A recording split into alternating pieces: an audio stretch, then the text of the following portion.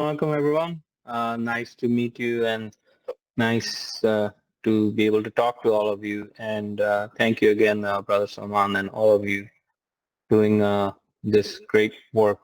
I read some of the things there, and we've had conversations, Salman and I, a few times that usually like we think, oh, we'll just have a quick 5-minute conversation, becomes like an hour uh, on general things. So it's always nice to talk with other people who are interested in interesting conversations in some of the ways that most of us who are interested in ideas and simultaneously interested in a sort of Islamic perspective and trying to mesh those things. It's a rare space, and I'm happy to be a part of it.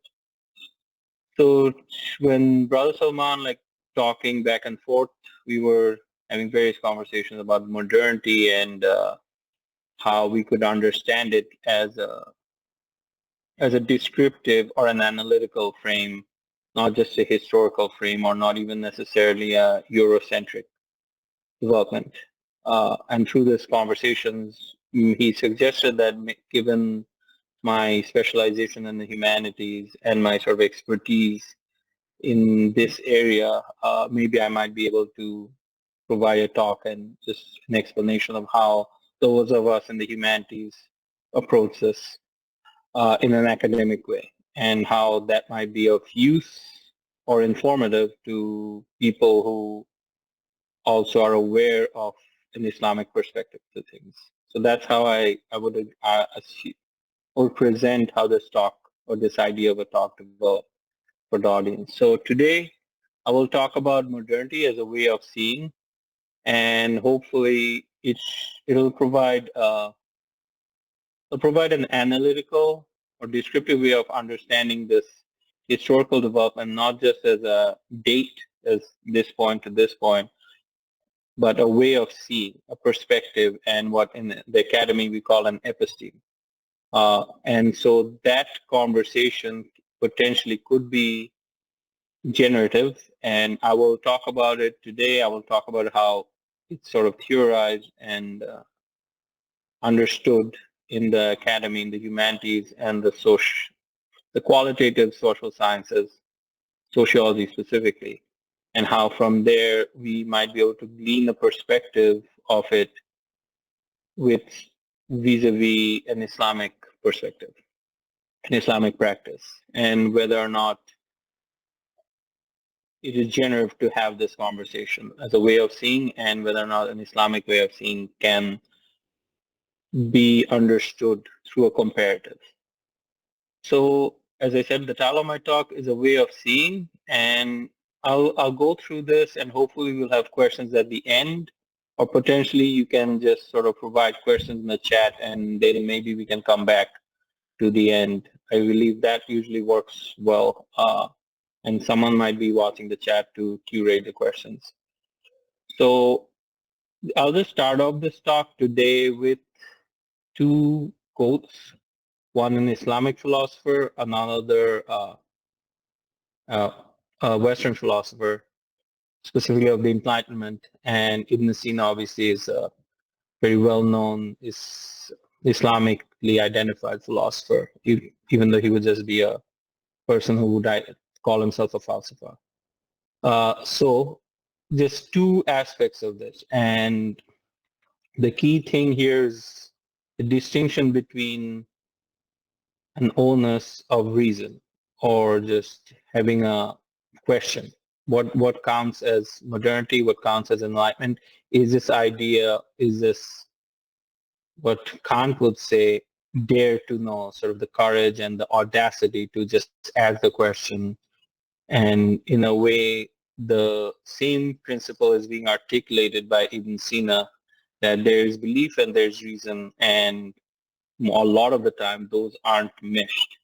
And sometimes that has to be sort of talked about. And both of these are sort of provocative and meant to be provocative as a way of eliciting comments from all of you.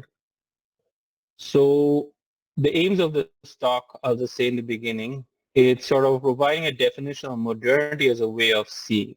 or what is called an episteme in our disciplines. This would be distinct from modernity as a historical period, the way simplistically we might understand it post 17th century to now as a date in the calendar to etc. And in the academy, it is more often now seen as an episteme, a way of seeing things rather than a time period. We will talk about this, or I will try and make this point as it is generative to think about the inherent contradictions between the schema of modernity or the way the ideal plan of modernity as a conception is and how it might have contradictions with standard Islamic practice and sort of the very, I would say some of the ways, the very pillars, and what that might be generative to have this talk about. Given my own sort of background is as a social linguist and literacy and rhetoric, I will provide a case study of language, the concept of language, the space of language, the topic of language, where these contradictions are playing out and what that might mean for us to think about society, social development, empowerment, or all of these things. I will note, I want to stress that this talk is analytical. That is, I'm trying to describe the sort of schema or the frame. And this has to be understood as the main thrust of this. I'm not saying this is good, this is bad. I'm not trying to do a normative talk. That modernity is in practice really a form of colonization, imperialism, or fundamentalism, which is a lot of the ways historically it has been criticized, which is not incorrect. I think this is true in practice, but the issue is as a concept, what is it as an idea? And that we have to start there and then sort of might be generative to talk about this rather than the historical way it has been practiced and developed, just as an intellectual frame. So I hope it's taken that way. That's an analytical one. And it's the sort of questions about normativity or the critical aspects of this might be unpacked in the Q&A. And that's certainly important. That will not be necessarily mentioned in the talk as such. So let's just sort of start with the general standard historical approach to modernity as people might think about it. That is, as an epoch or the time period that develops in different parts of the world in different eras. So the classic one, or the start of modernity, which is how it's usually defined, is sort of the after effects of the Renaissance in Europe, specifically Western Europe, and how it corresponds to the development of the Renaissance and the sort of colonization of the Americas. And those two sort of events set off a series of social, scientific, historical, national developments in Western Europe that in retrospect we have come to call as modernity or the modern age.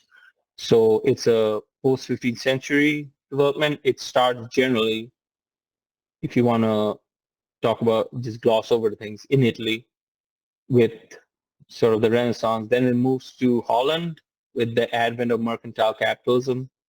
And those of you there's a great book called The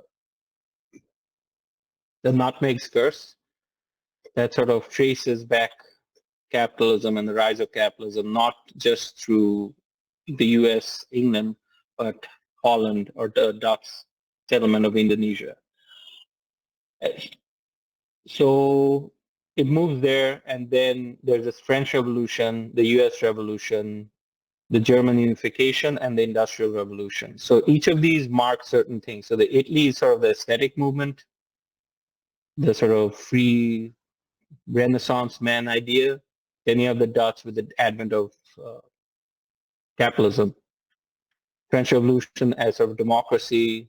So it's rather Yusha. It's called The Nutmeg's Curse by Amitav Ghosh. So the high points are the French Revolution, which is democracy or the advent of liberation, social liberation movements. The U.S. Revolution, obviously, the one of the main ones. The German unification, so the creation of Germany out of the German states in late 19th century, uh, Metternich and the Spring of Nations in the second half of the 18th century. And then the Industrial Revolution, which is in England, the steam engine and all of that stuff. In there, Germany, France, and America. So the characteristics of modernity in Europe, and this is sort of a schema that all major sort of sociologists define, and we'll talk a little bit about this. It's defined by mercantile capitalism, first mercantilism, then straight out capitalism, then nationalism, industrialization, and colonization uh, as a society, as a social ordering system, scientificism and reason as an episteme, and we'll get to this a little bit more. And then in terms of governance, individualism and secular governance, and it evolves in different ways. So that's sort of the way constitute developments of modernity as an epoch in Europe. It develops different ways in different parts of the world. So the next one where modernity sort of emerges or becomes exposed to the general population is South Asia and the Middle East. So the Orient in the sort of European sense and the Islamic world and sort of the subcontinent. So these are directly set off by the colonial project and the defeat of local rule by these European invasions. First, the French invasion of Egypt by Napoleon, and then the British conquest of South Asia. So early 19th century for Egypt, and then Pahlavi is what, I think 1756 or something. So all of that sets off a series of social transformations. It is marked by the realization that the inherent realization in these societies internally that the European societies have advanced and have way too much power, and there's something inherently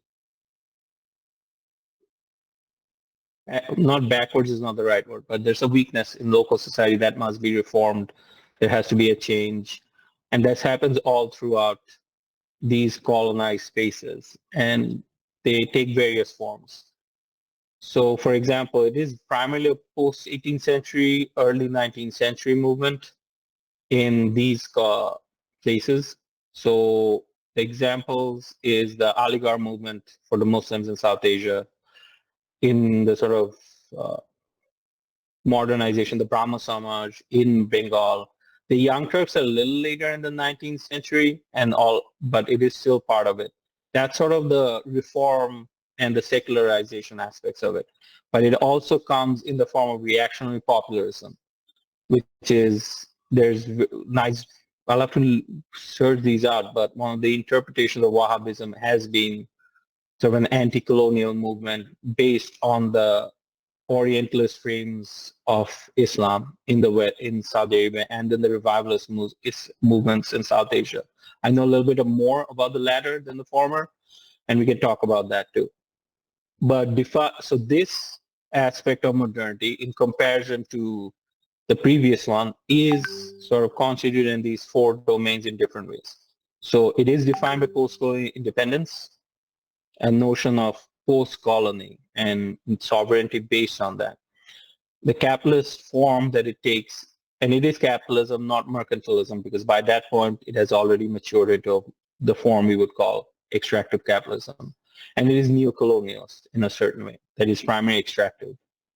It is autocratic democracies, not individual secular democracies, but autocratic systems. And then the other aspect here is first world intellectual dependency, or dependency theory if you go to Wallerstein and all of the other sort of sociologists that talk about the Samir Amin being another aspect, that all the ideas have to come from the core countries and this sense. So this is the marker of South Asia and Middle East society, the Orient in the European sense. Now, it also happens a little bit later, a few decades later, in the East. Uh, China and Japan being case studies. This is the Orient in the American frame. So whereas the Orient, the term means Middle East and Near East and South Asia and the European frame, the Orient in the American frame means Japan and China and Korea and East Asia.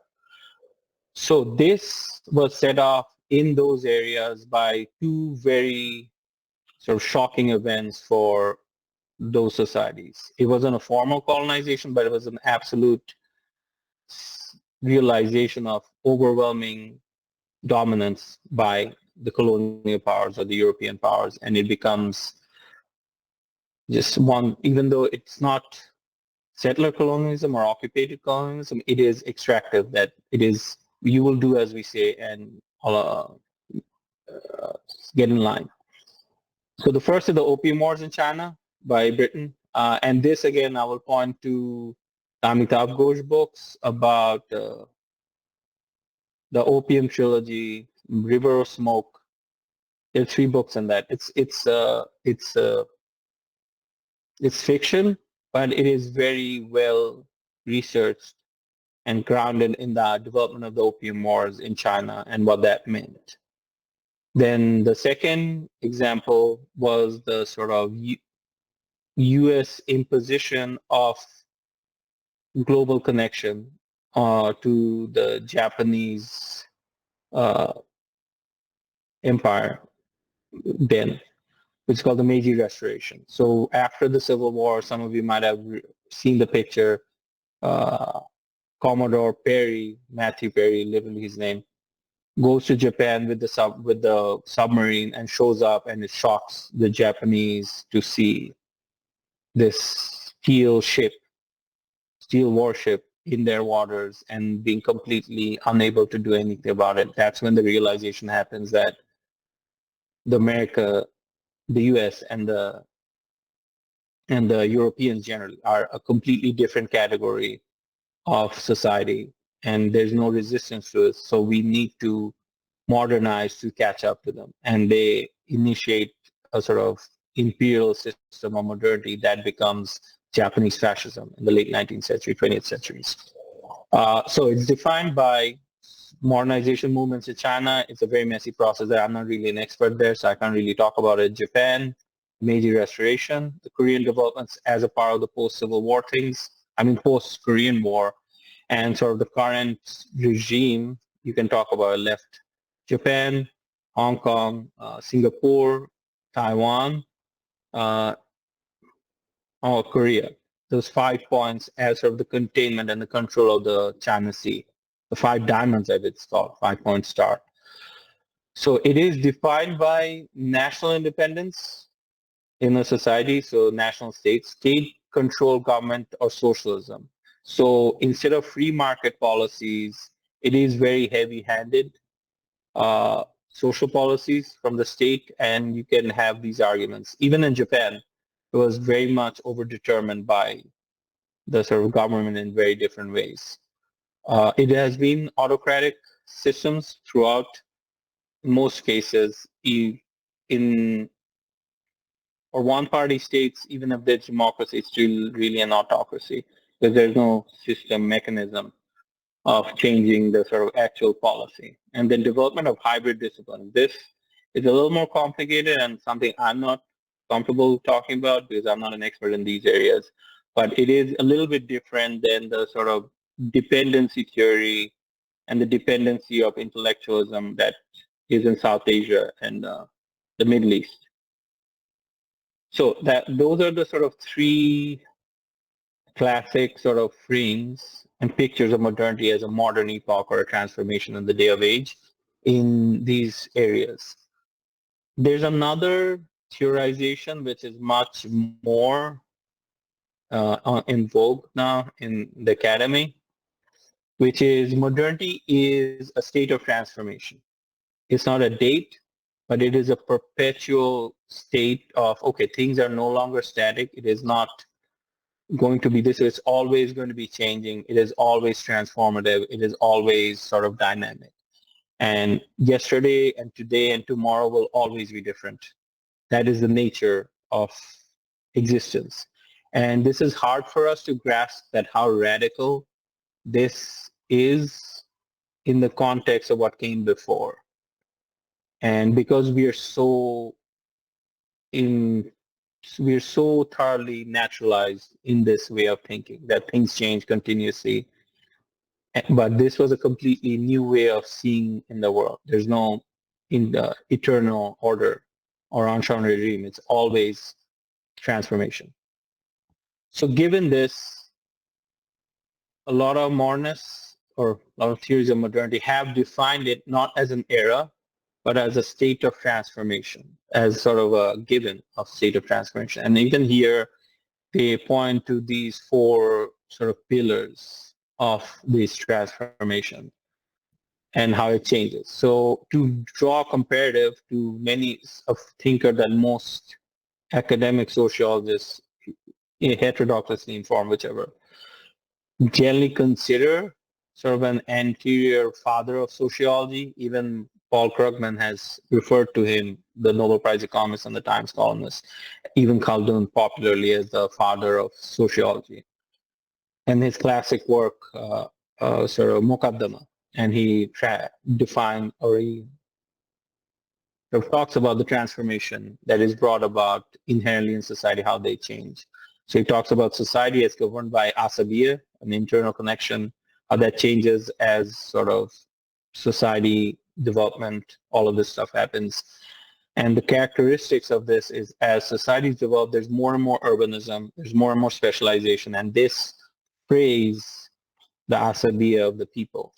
And the general dynastic rule leads to the collapse of meritocratic rule. Good people aren't on top anymore. Just sort of nepotism and all of this leads to incompetencies at the higher end. And obviously this leads to a lack of governance, a failure in governance. And then the idea here is then you have armies that are owned by nobility, but the armies also start taking over because they become they become the area of competencies rather than the governance system. So the Mamluk order or the Seljuk Turk order, those are like classic examples of this. So that's sort of the example in Ibn Khaldun. And then the three modern European thinkers who generally people talk about as the undergird of normative sociology, Marx, Weber, and Durkheim. Each of them say the same thing in different ways. That is, there's a transformation that's happening in society, and the agent or the sort of governing system, the key thing is class, social class, the distinctions, class conflict between the bourgeoisie, between the proletariat, between the aristocratic, whatever. This sort of class conflict is the motor of this age. The economic order is capitalism, profit motive. The governance system is bourgeois democracies, which in his point will eventually lead to socialism and communism. There's a thing to be had that what he defines as communism and what others define it as, whether or not that's closer to socialism. Then militarized states. So I think this is a key distinction between the pre-modern and the modern, just like state militarization. And I'll talk about it in the next section. Weber is another one. And if you think of Marx as sort of the far left, Weber would be the centrist or a cynical way of like, oh, this is the nature of Durkheim would be the left. That is, it's men are essentially good and all of that.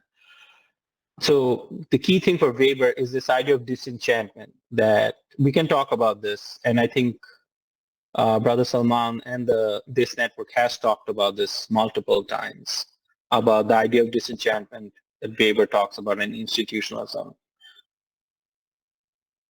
And then in the sort of social system or the economic system, it is industrialization. The third is rationalization of government. So this is distinct from other forms of logic that Okay, you have these separation of powers that you might have heard of in political deliberation in the US. And you have the institution, each of them sort of operate on their own logic and they all balance it out based on meritocracy or whichever. And then the idea is states are bureaucratic and this sort of structure helps sort of govern the system. Durkheim is sort of very similar to Weber, but also very different.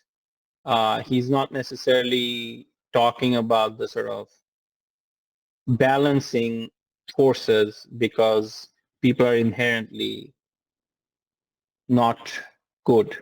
He's more talking about there's a natural balance that comes about because people are so different. And the key thing is to create this asabiya would be the right word, but a social cohesion, like having people live in the same space, talk in the same space, and through that there will be a community collaboration happening. And if you think about college systems, how colleges have dorms and you're supposed to live that way, and the economic this and how schools are set up that way.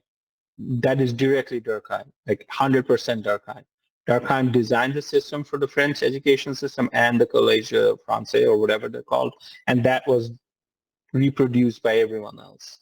That each class will sit together, each class will like live together, because they'll create the cohesion, they'll create the sort of identification that you need from like different people. So his main ideas are pretty similar to Weber: industrialization, interdependence, solidarity.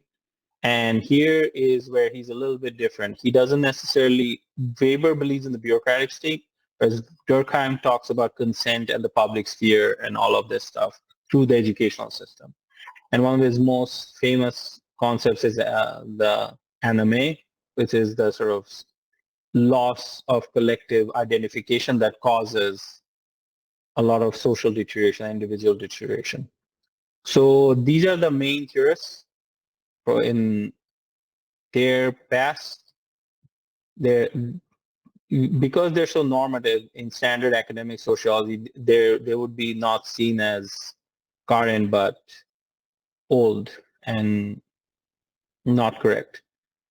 But there is sort of other people who pick this up, and the normative sociologists are still sort of there. The last major thinker, I would say, there's two that I think of or I'm aware of that are normative sociologists or talk about sociology in a way that is based on a program are Giddens and Bake. I'm not going to talk about Bake Rest Society because that's another thing. But given I talked about institutionalism as the frameworks of modernity, Giddens is the main sort of, Anthony Giddens is his name, is sort of one of the very important theorists, British theorists. I think he died late 90s, that synthesized all of this stuff. And he talks about this idea of institutions not as buildings, this, but these practices, these social practices, and this is key, social practices that have become routinized and embedded across time and place. They're both constraining and enabling. They're the enduring features of social life. So these aren't big buildings. These aren't this name or that name or this thing, but it is an enduring thing in society that through repetition, through ways of doing it, things have become enduring, or things might change day to day, but the ways they change do not change day to day. And those are the aspects that you call institutions. They come about routinized and embedded across time and place. So even though they're embedded across every moment, every time, it is through this embedded continuousness in every moment and every place, every time, all the time, is the sort of thing that makes them solid. And the key thing here is they're both enabling and constraining. Or another way of saying it, they're for things and they constrain, they limit things. And this is the fundamental power of institutions, that you can do stuff with them, but you're always also limited by what they allow. So you can't do anything, but you can do certain things. And that is a very, very powerful aspect. So there's stable patterns of doing things that stick over time and space, and they shape what we can do, but also what we can't. And they're the lasting structures, to put it simply. So this is Giddens' sort of classic definition that has been used in sociology. And I think some of the conversations in the MENA network have talked about why nations collapse. That is very much directly in conversation with the definition of institutions that Giddens talks about, the inclusive and the extractive institutions. So there, going back to this, Giddens defines these two things, and I'll talk about these two, and then I'll talk about my sort of analysis of this. The first are the four pillars of global society. So he talks about, and you can see the sort of evocation of the older orders that they were talking about. So the international division of labor, and this is obvious, not obvious, but core countries hold competitive advantage on highly sophisticated products. So extremely competent experts, software gets made here, but the Apple phone gets made outside. Is a sort of, even though that's also very hard to do. Periphery countries occupy a space of providing raw materials, and I think a lot of you would be familiar with this. It is the raw product that the periphery countries do, and there's always an international division of labor constructed around this, and you have to understand the global system in terms of this institution that is the international division of our labor. The world capitalist economy, so the global system is based on a system of exchange predicated on market, private property, and profit. So the entire system has to work on, we'll exchange stuff, I'm trying to get profit, and I have a sense of private property.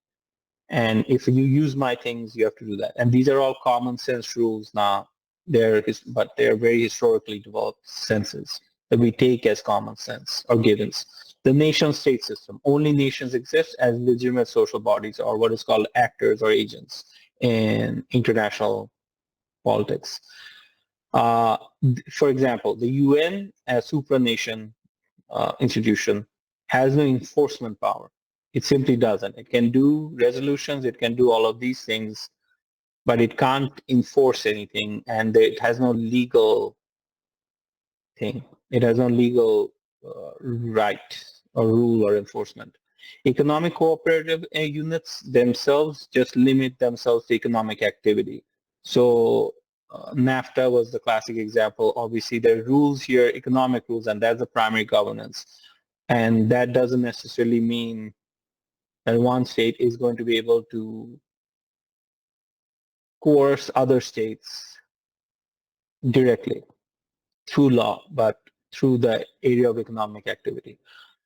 Aside from the EU, which has tried to sort of shift the economic cooperative unit into a mobility of people unit, and there's not, I can't, and again, you might correct me if I'm wrong, I can't think of other sort of economic units have done that. That, okay, you can have economic alliances, you can have flow of capital, but you can't have flows of people, free flow of people. So that's the nation state system. Then the global military order. So all of this is being enforced by a global military network, alliances that cooperate and share intelligence as well as capabilities to maintain overwhelming superiority. So it is no longer just about, if you get invaded, we like send our armies. There's a standing army made of this. There's continuous sort of exchange of information, intelligence, all of this stuff between this that gives that alliance much more power than the sum of its parts. Obviously, the example was NATO and the Warsaw Pact before 1990. And then after post 1990, the US created a system of NATO dependency throughout with this idea of being the policeman of the world with vis-a-vis economic activity. The protection of the roots of oil is that simple. So that's how it sort of created that sort of global military order and make it the policeman of the world. So that's sort of the institutional thing in the classic way. This is where I want to sort of get to now, which is what I'll try and talk about. This idea of the institution as a way of seeing. And this is sort of there are four parts to this, and I'm going to talk about the fourth, all four of them, but I'm going to really focus in on the one. The first is time place being abstract and translatable. So this means all institutional activities in the modern sense assume time is qualitatively the same. So 12 o'clock and 1 o'clock, 12 o'clock in the afternoon, and 12 o'clock at midnight is qualitatively the same. Doesn't matter. Like if you're there, you should be able to work then, or your 12, my 12 o'clock might be UAE's 4 o'clock. Doesn't matter. It's the same time. Whereas, which is very, very distinct from ways of thinking previously. Same thing applies to the idea of place. All places are the same qualitatively. They're all abstract areas, and you just have to map them. And once you do all of this, this is the key thing. They're translatable, they're fungible, they're equivalent to each other. All places are the same. They can be exchanged, just switch around. All time periods are the same. They can be just switched around because they're empty time. And expert systems. So this is the abstract system based on credentials rather than ethos or credibility. So modern institutions are fundamentally based on highly specialized, highly specialized, credentialized knowledge. People depend on experts, scientists, bureaucrats, economists, whose authority is based on certification, fundamentally, expertise, peer reviews, not on who they know or what they've done. No, what they've done is not the right way of thinking about it, but what they know. And this abstract system, and there's more conversation to be had about this, but I'm not going to talk about this. And it creates a sort of trust issue and sort of a incredulity that you can see being played out right in front of us in the sort of destabilizing of the National Health Service, not National Health Service, but NIH or whatever you want to call it. So reflexivity, this is the inherent condition of modernity, saying like things are different. All the time they're different. Yesterday was this, today is this, yesterday, tomorrow will be different. And always recognizing that, okay, things I'll learn from today and it'll improve from yesterday, and it's continuously self-examining and adaptation. So this is very different, and I want to get to this later through Q&A. This idea of reflexivity is very different than the sort of religious notion of purification. That is based on like we were once pure, we fell, and like we knew the truth, and through various sort of social development and corruption, we lost a way to remember goodness. This is the exact opposite. This is we were in a state of ignorance. Through this process, we will get to an utopia, not to heaven, utopia. There's a different thing. Because we'll continuously improve, we'll continuously X, Y, and Z all the time. So this idea of improvement is based on we were worse before and we will like be better. And it's progressive. And it's always based on this idea of new knowledge, new changing conditions. And the thing that is key here that this creates inherent instability and psychic anxiety because it's always a state of what I knew yesterday, what I can do today doesn't matter. And we can sense that pace getting faster and faster and faster, especially, and it's always that, like you, around the 20th century, if you read any of these like authors of high modernism, they're talking about how the world is over and et cetera, et cetera. But that pace of change, we think of it as quite novel and sort of quaint. Now, like every 2 days, something fundamental is changing in the way like things operate, and there are questions about this as well. So the universality of it. This is another aspect of everything that is modern, every sense of knowledge that is modern has to be universal, or else it isn't modern. Uh, and it is based on the standardized principles of one nature to society. It is not based on the nature of like divine truth, but the state nature of science and the nature of quality. So nature is studied scientifically and governed by standard frameworks. So all nature is innate matter. So it doesn't have any rights. It doesn't have any innate qualities. It is just an object for extraction. It is an object that the ground, the land is just a potential field or potential. It doesn't matter if it's a field or a factory. It is just a space for it. And so politics and the other element is politics aims for one universal standard of human rights, citizenship and governance. So predicated, here's the key distinction, on human beings as autonomous, rational individuals. So this idea of autonomous, rational, and individual. So these are three, there is sort of this idea of rationality previously that is rolls over. But we maybe can talk about this. Autonomous is a complete, did as a concept, as a way of seeing, simply didn't exist in the way we see it in any corresponding sense previous to the 16th century. Same thing as the way of like individualism. This is also very much a construction of the post-19th century. And it is not just 19th century, it is a very European, American sense, as some of you might, if you've ever read Tocqueville, Democracy in America, that is a great book on like the American civic society or civil religion. It's a classic. It's like late 19th century. And he talks about how fundamentally America is different from Europe because of this idea of individualism and what that means. So anyway, so that's sort of the background. And now I'll just give it one more example, going back to this, the key disjuncture in terms of time place. So obviously modernity and knowledge is disembedded from context. So the classic example is first, time was made into clock time and then time zones. These allowed for a way to work synchronously with different locations. Before that, it was not set in that way. Once you get the clock, you're able to synchronize. Okay, my clock, your time is 11, my time is 9. So I'll meet you at my 9 and you'll meet me at your 12. Doable. This also changes if those of you, us who remember being a time before email, a time before like, oh, you can work whenever, work from home, doesn't matter, work at 10, whichever. Once you leave your office, you're done. There's no way physically to work. But now all time of the day is the same.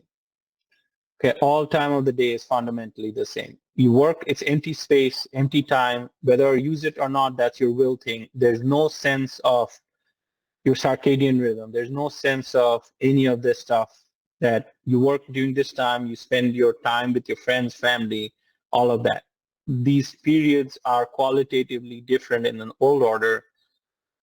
In the modern order, they're all the same. So to provide you the Quranic perspective, we made your sleep for rest and made the night a cover and made the day for livelihood. So here it is clearly laid out, and this perspective abides in a lot of pre-modern things. The night is for rest, the day is for work. Now that doesn't matter. You work all the time or you can rest all the time. Does not matter. The day and night quality is not relevant in the time-place disjuncture. Places are the same thing. Geographic features rather than human or natural habitation. Like the ecology doesn't matter.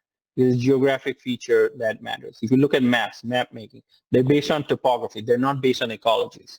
They're not based on sort of this is the fundamental organization of this is the Amazon, let's say. It's not about the trees. It is about this space, this space, this space, and it's an empty space to travel through. Same thing in the American system. Like the maps are organized on a fundamental way to show where you can go and what are the things there to travel through. It is not about this place is sacred, we will not travel through it. It is designed so that it doesn't matter. This is the shortest points between two places and we'll do it that way. And one of the things that impacts is sort of Native American reservations have most of the highways built through it, and doesn't matter if they have certain sort of ancestral sacredness built into that space. The modern system wouldn't recognize it. They would just recognize it as this is the shortest point between two lines. We're doing it that way because this idea of like sacred space doesn't matter. The local knowledge of farming or land use was replaced by farmer's almanac and then monoculture. So this is a classic example. Before, farmers would be, oh, hey, we know how to plant things based on the temperature, all of this stuff. Now it's very different. Now it's first to go to the farmer's almanac, plant your seeds on April 12th because this is the ideal date. You'll get this date. And that gets replaced by monoculture, logics, green revolution, all of this. We can talk about this. But the systemicity is key, not about, oh, I know my land and this is the right time. There'll be a few things there. So that's all a lot of background, and I'll provide one more last thing to provide a comparative. So the Islamic time and the modern time are fundamentally different, and time place. So in the Islamic sense, and this would be sort of a comparative to like the non-modern ways of seeing, time is not empty in Islamic sense under any circumstance. It is kairotic, what is called like intentional, apocalyptic and intentional. So it's shows, and some of you might have read, it's a sort of manifestation of the divine will continuously happening. The time and day are signs, the earth and sun and the moon, whichever are signs, ayats of like understanding. It's kairotic, that is, there's an intention here. So one of the ways this I always think is interesting is time here is based on moon sightings, right? And it's sort of relational. And you get situations here where, I don't know if this was the case for some of you. I definitely saw it. Last Eid, some people in the US had it on Sunday, but in South Asia, some people had it on Monday or like Tuesday. They didn't have it the same day. Literally, it was not the same time. It wasn't equivalent. You couldn't say Eid Mubarak to them because they were fasting and vice versa. And from your perspective, like one thing we know is you don't fast on Eid. That's like when Shaitan fasts. But they're fasting then, but they're in a different time, but we are living in the same space of saying Eid Mubarak. Like the entire thing is very sort of defamiliarizing. Places in Islam are not transferable, right? Like the idea of Makkah or the Kaaba, you can't just say the Kaaba can be in like Iraq, India, or like China. It can't. It is a sacred space. It is a simple thing. It is the mother of cities, right? So these two elements are just illustrative of the fundamental distinction. Time is qualitative, it is intentional. There's a key sort of relational aspect of it, and places are never transferred, like because of this nature. And it's completely repeated 5 times a day with the Qibla. Like you're always reminded that there's a thing that you're pointing towards. Whereas in modernity, that doesn't matter. Modernity time is abstract and empty. It's chronos, that it is linear and inert. It's continuously moving forward, if you want to call it that way, geometrically. And it is based on atomic clocks now, or like physical object properties, not relational properties. There's a key distinction. The observation of the moon is a relational thing. You are here and you observe it that way. That is time. Whereas atomic clock deteriorations are inherent properties of like matter. Innate, not relational. Place and matter are transferable all the time. There's no central nodes. We might think of the world having a core, but it is not based on like the idea of the Europe being the center of the world. It is based on the fact that flows of people, money, technology, media, and ideas are flowing most intensely in those spots. As soon as those flows switch over somewhere else, that becomes the sort of center. So first there was Rome, then there was Amsterdam, then there was Paris, then there was London, then there's now New York. And if these flows of people, money, technology, media, ideas shift, New York will no longer be the center. It'll be wherever it is. It's these flows, this intensification of flows that constitutes the place, right? So this is a lot of sort of background information, and I just want to sort of touch base about if everyone has any sort of, I know we're running way out of time, but then I'll sort of give a case study of language real quick, and we can talk about the Q&A. But I just wanted to touch base about whether or not everyone was able to understand the general gist of what I said. That is, there's a distinction of time place that's happening, and the differentiation or like the abstractness of time place that is the marker of modern way of seeing, which doesn't exist in the previous epochs or previous ways of seeing.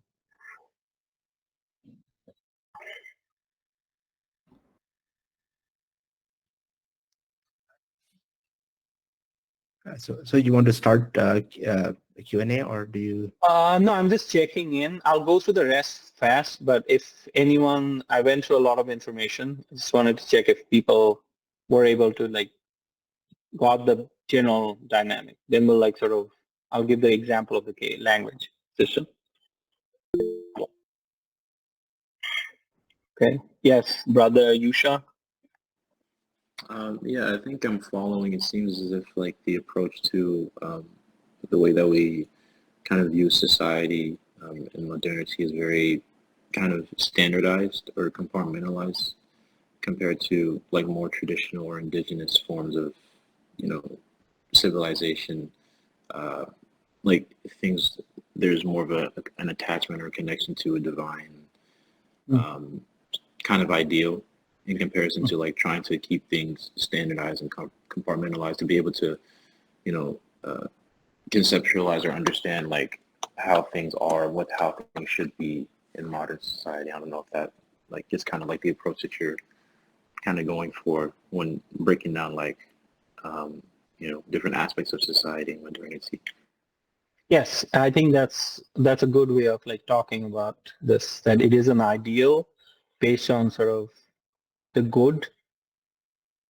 Modernity is standardization as a mode in itself that'll lead to sort of improvement and being more scientifically grounded. I think that's a way of thinking about this for sure. It is autonomous, and I hope to flesh this out a little bit more with this idea of language, which is where my area of expertise is.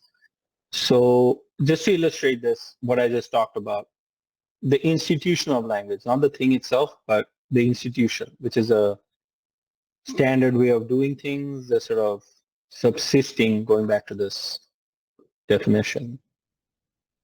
How do I put this? So it's enabling and constraining. It is an enduring feature of social life. Okay, so the enduring feature of social life vis-a-vis language, or the concept of language here, is the code and practice.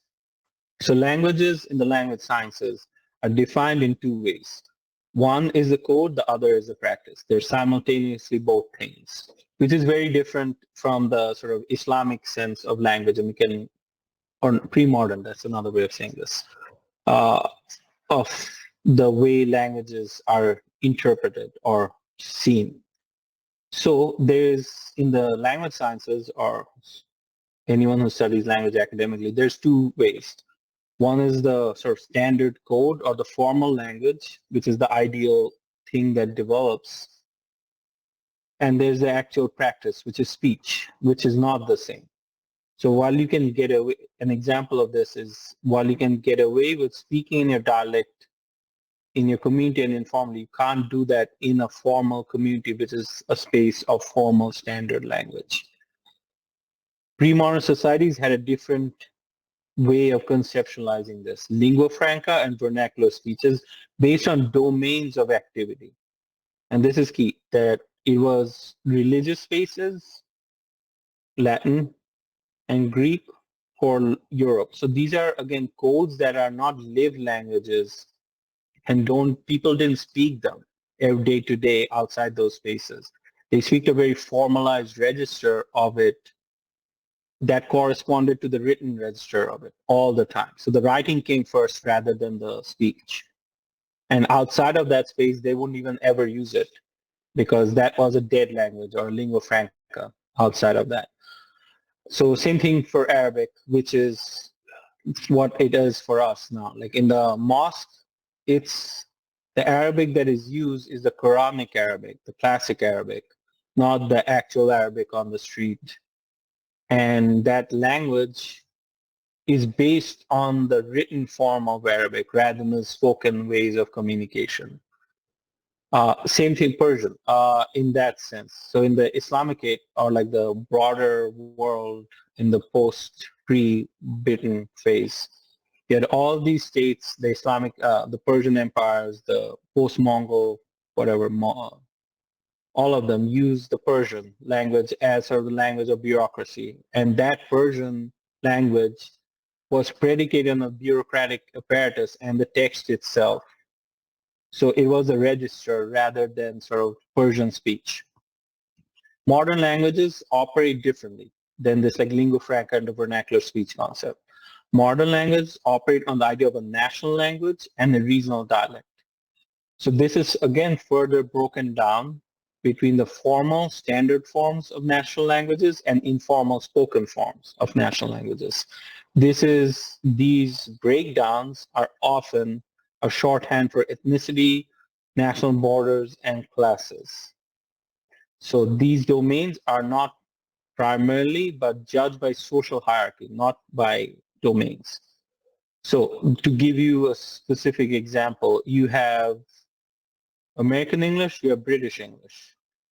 And then you have correcting Queen's English, and then you have Cockney. Those are not just markers of space and nationality, but they're markers of social class at a very distinct level. Or if I'm where I am, Virginia, Appalachia, Southern English versus whatever you want to call it, Midwestern or like the default standardized English in the Northeast. There's a clear class component built into this. And the standard forms, the forms of the institution correspond to the language and the code of the ruling classes at all times. So people who grew up in the Midwest, people who grew up in the sort of Northeast would find their language naturally fits into the university. Whereas people who grew up in the inner cities, African Americans, their English would not fit into the university, even though grammatically speaking, linguistically speaking, it's a formal language. And we've had like multiple sort of, there's been debates about this since the 90s, the Ebonics debate, Appalachian questions, all of this, and that's where this comes from. So that's there, but here's the key part. The literate forms are autonomous and disjunctive. So the literate forms correspond to the language of the elite classes and the national languages, but they are not just sort of standard and this, but they become autonomous. So the form of the literate form can and must be used across the same space, every place at the same time, and doesn't require temporal knowledge, spatial knowledge. So regional dialects, you need to know the aspect of Appalachian English to be able to read that. But standardized American English has to be read by the Appalachian, the Midwesterner, the East Coast, whatever it is, all at the same time. And it makes that a completely distinctly, it has the effect of making that as the standardized speech, even though it corresponds to sort of a practice. So spoken things are always embedded in domains and contexts, whereas literacy is always autonomous and disjunctive, that they can be used wherever. But the forms of spoken that are corresponding to the literate are based on these things at all time.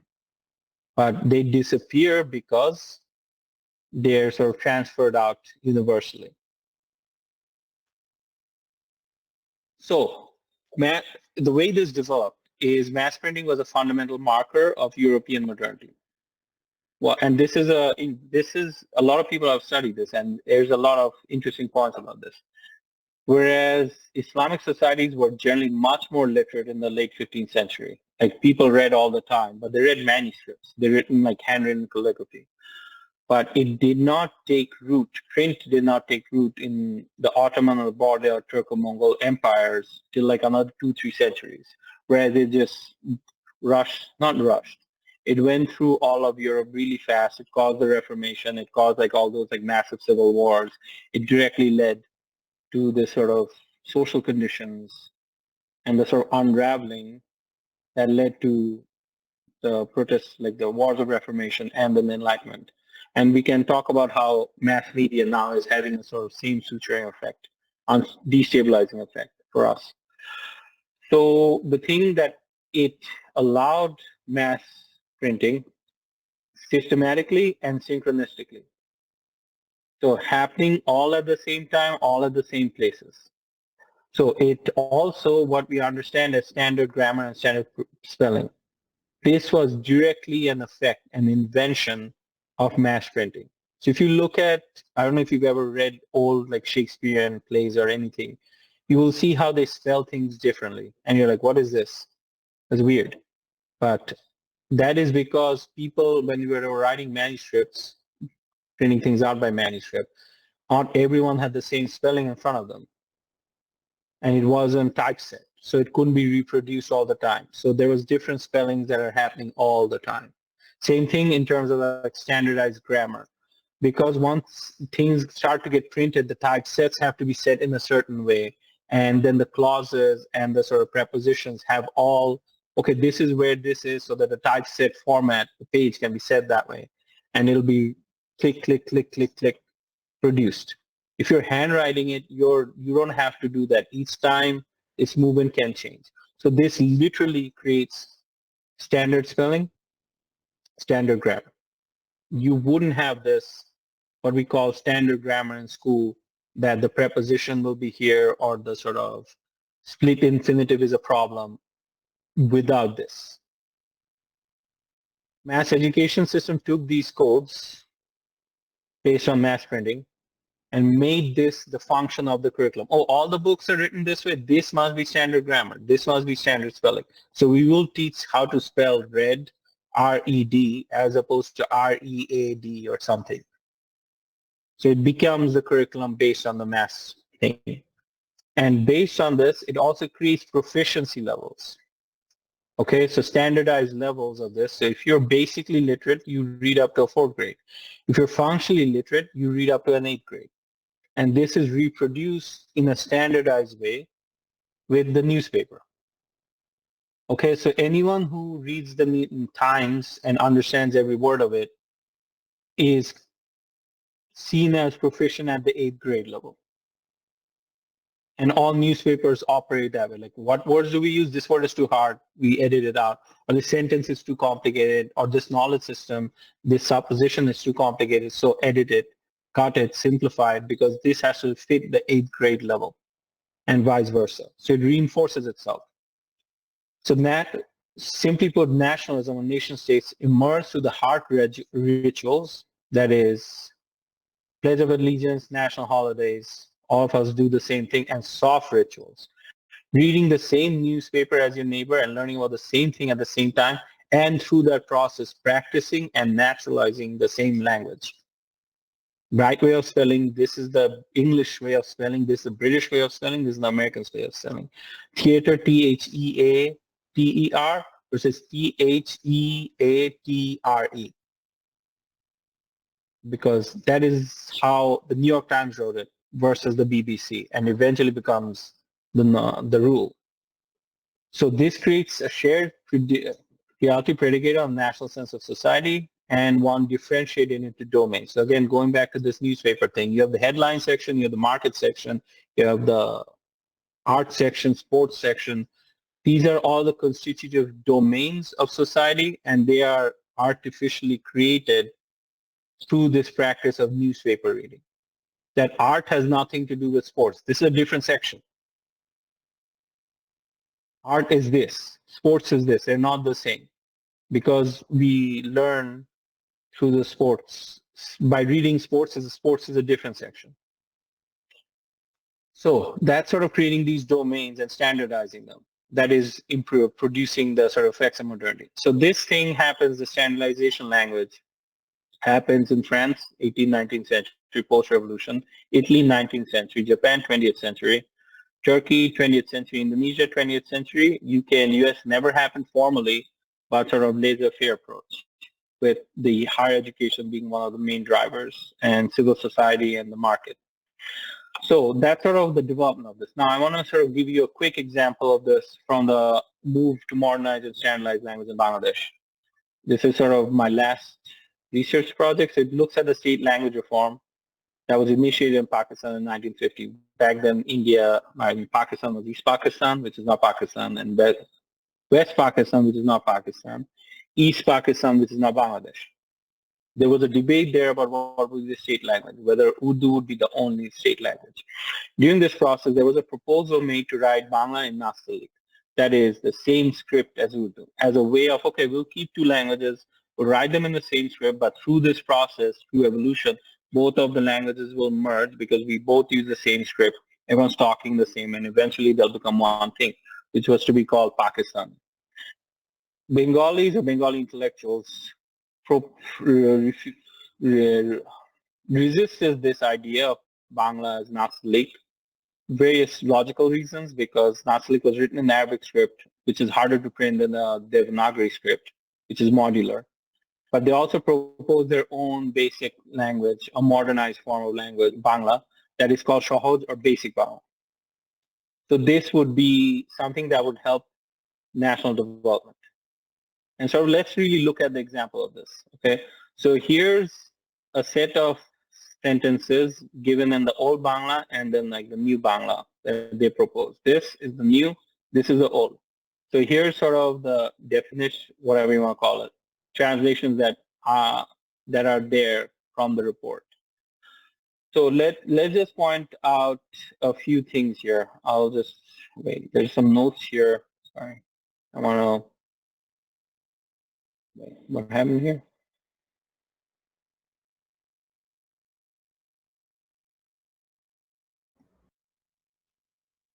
I did not make it. Okay, so I go back to this. So one thing I just want to point out, like objectively talking, the new version is way shorter. It's grammatically way simpler. I don't know if anyone can see this, but I just need to get that out there, that the new form is just simpler, shorter, more direct, all of this stuff. But the other aspect is the quality of the thing itself. So this, I will not forget you even in my reincarnated lives, right? So anyone who's a Muslim would recognize what's happening here. Yeah.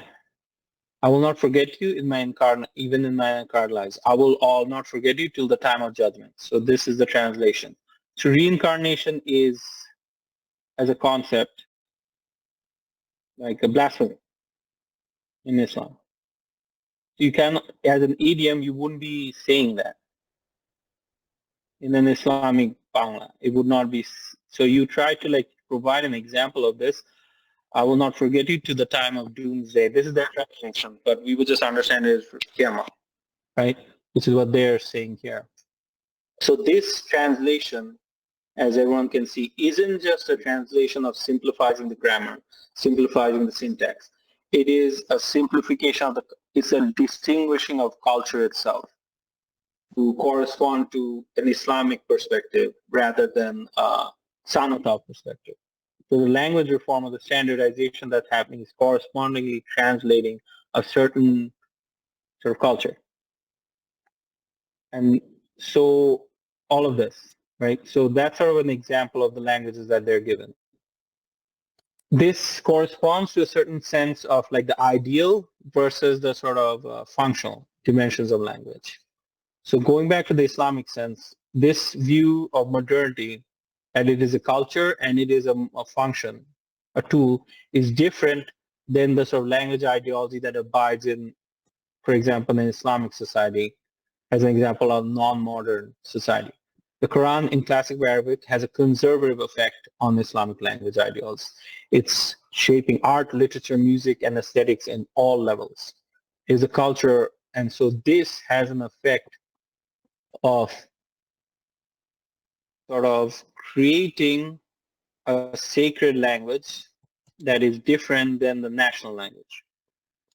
And this way it is practiced every day and it enchants, going back to the disenchantment idea of Weber. It enchants the secular into the sacred. So when we are praying all the time, 5 times a day, or we're reciting the Quran, it is showing up and etching the material world with the divine word through practice, reminding us, remembering that we are in that moment rather than a material space, which modernity would not necessarily consider. So this matrix of culture, place, and rituals turn Arabic into an icon, and that Arabic specifically, the Quranic Arabic, not the sort of lived Arabic. This is a form of time-place disembedding that is distinctly anti-modern, even though it creates a code and a standard speech. So this is something worth considering. This is also creating a disembedded language, but it is not a disembedded language in the same sense of the modern disembedded language of national standardized languages. This is a different form. And this has been shown by various social linguists that Arabic is very hard to reform in the sort of modern sense because of this idea of sacred speech. No other living language sort of has to deal with that it is also the sacred speech. Latin is dead. Sanskrit is also not a living speech. So going back to this, so the modern language institutions, this language or this idea of language, constitutions, universities, schools, hospitals, corporations, mass media, all operate in the standard form, standard language form. Constitutions are the de rigueur legal language, and they're complex language based on the formal fixed code.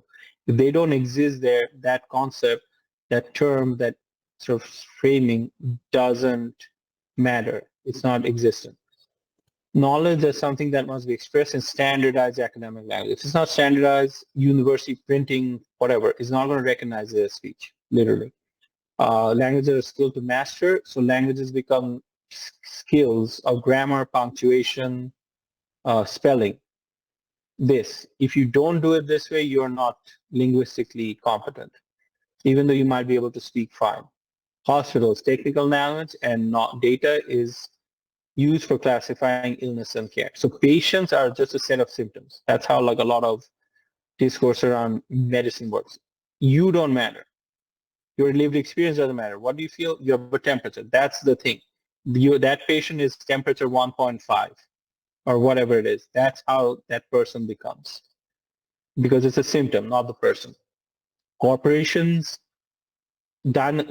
operate on the logic of profit and not necessarily speech code. So if you can use dialects and speeches to make a profit, great. It's not about authentic representation under any circumstances. It is about profit. Same thing with mass media and journalism.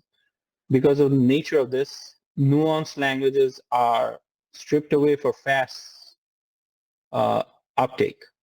And that creates sort of a lot of tends to reinforce the common sense all the time because it's just faster. So, okay, Islamic knowledge institutions. Madrasas use language not as a medium, which is what it's used in like the Islamic school, I mean, modern schools, but a practice of spiritual refinement, right? And then the ulama, religious knowledge to emerge in Arabic, Hadith, and Kalama literature, treats language as layered, contextual, and tied to divine intent. So the language of the text is very much based on the intention of the divine, and our job is to get to that intention, not in terms of what our language is, but what its language is.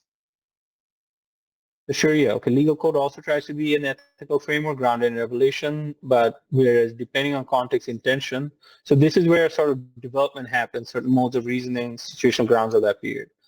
Here, this is what I think is interesting. The mosque language is performed through prayer, recitation, and sermons as a form of divine encounter, not just communication. So if the logic was we're going to communicate the Quran or we're going to communicate the message of the Quran, a lot of the khutbahs would spend a deliberate amount of time, okay, this is what I said, this ayat, and this is what this means. And when I recite the Quran and the surah, simultaneously people who don't understand it should be able to understand, have some way of saying what is being said. So you say Fatih all the time, sure, but you're saying go most merciful, most beneficent, etc., etc. The idea is like siratul mustaqim, like the right path or the middle path. You will say in the 5 times a day you're saying siratul mustaqim. You're not saying the right path or the middle path. And people who don't understand the word and hear the word siratul mustaqim and hear right word or middle path aren't going to get it. But the point of that would be repeat the middle path or the right path or the straight path so that people are reminded that this is about the right path and the middle path. But the idea and the logic is that the word itself is divine. And as long as people hear, the sacred word is created. So that's a different logic than the modern logic, which would be about communication. And you need to be reminded of the middle path and the straight path, not Sirat al-Muslim, which is the same thing, but it's not, etc. So Arabic and Islam is reinforced in this place continuously. That Islam stands with Arabic, Arabic is Islam simultaneously. And that makes an iconization of Arabic for Islam that people who might not understand it, especially in like South Asia where I grew up, become mystified and just take the word of the Imam, whatever they're saying. Oh yeah, this says this. I don't know what they're saying. Must be true. All of that. Then that happens everywhere. So that is also happening in my perspective, this sort of mystification in the academic sense. So here is my perspective. Here's my sort of personal screed against my day job, right?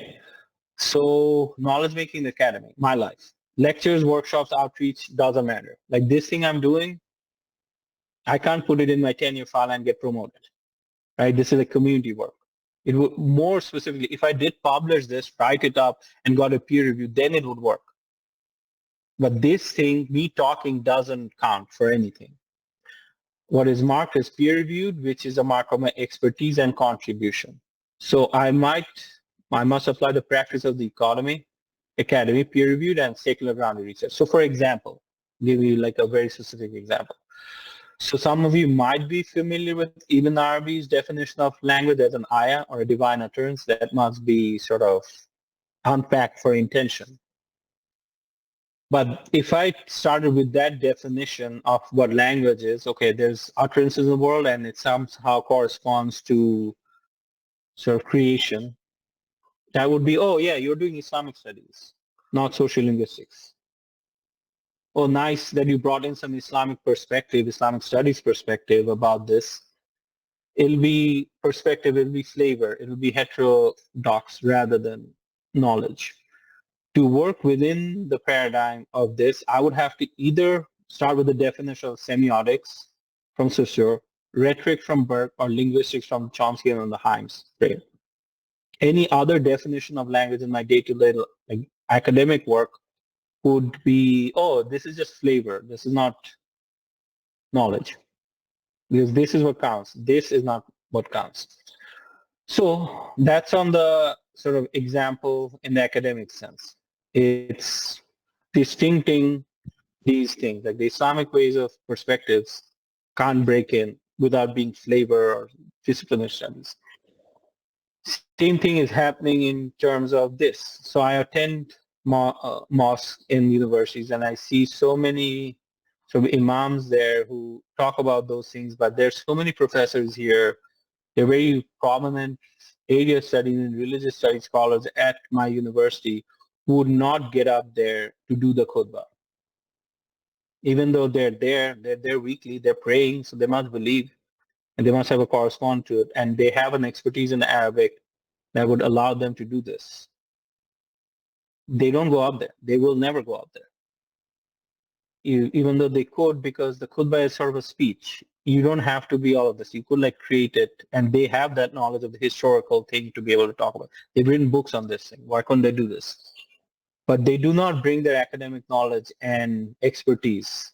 This sort of thing is happening all the time. We lecture for a living, but we recognize that the practices of the mosque speeches potentially are not conducive to the ways academics talk in the classroom, which is deliberative and dialogue. And the process aspect of it. Like that cannot be done in the khutbah context. So this has the effect from the outside even in this space, the mosque becomes an anti-academic space or an anti-modern space at worst. And the imams are preachers, not experts. And so what has that effect is young people or whomever go there, do their thing, and then they roll their eyes about like, oh, this guy's just a preacher and talking about fire and brimstone, and then go back to their lives and not completely like empty their cache as soon as they're outside the house, etc. There's sort of a continuous bracketing going on here that this is spiritual knowledge or just whatever and not practical knowledge in any sense because the professors are telling us how to build this skill, do this coding, understand this homework so that we can do X, Y, and Z. They're worldly experiences. The mosque is this other space and they're not the same. The repeated effect of this, the repeat is the key word, is this fundamental splitting, right? And professors simply won't do this, and imams won't go in that space. It creates a and we can have this debate whether the institution of the academy and the institution of the mosque are meant to be separate. I personally, from my perspective, don't think that's true, and this is my bias as an academic. So yeah, that's all I sort of have to say. And a takeaway. So here are my references. I know I went like, I think our aim was an hour. I went a little long. Sorry for the sort of eating up your time. Right. I hope this was useful. And questions, I welcome questions. Sure, Jazakallah khair. Yeah, and mashallah, it's a nice presentation and a lot of new things that we learned. And I think we